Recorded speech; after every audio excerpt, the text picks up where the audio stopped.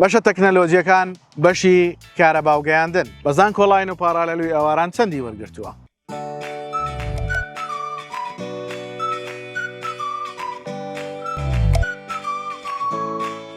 سڵاوتان لێبێ و ئەم کاتتان باش. من سروود خورشید فەرمانبەر لە سەرۆکاتی زانکۆی پۆلیتەکنیکی هەولێر بەڕێوەبەرایەتی تۆماری گشتی هەروەها ئەندامی لیژنەی ڕاوێژکاری بۆ پڕکردنەوەی فۆرمی زانکۆڵاین لە کەناڵی ئاسۆی زانکۆ لە خزمەتی ئەوەی بەڕێزین بۆ پێشکەشکردنی کەمترین کۆنمرەی وەرگیرا و بۆ بەشەکانی کارەباو گەیاندن بە زانکۆڵاین و پارالێل و ئێواران بۆ ساڵی خوێندنی 2021-2022 تاوەکو ئێوەی خۆشەویست لە کاتی پڕکردنەوەی فۆرمی زانکۆڵاین وەکو بەرچاوڕۆنی و زانیاری ئەو کەمترین کۆنمرانە وەربگرن بۆ ئەوەی سوودی تەواو لە ڤیدیۆکەما وەربگرن و کەمترین کۆنمرەکان بزانن لەم دوو بەشە کە بەشی گەیاندن و کارەبایە تا کۆتایی ڤیدیۆ بینەرمان بن.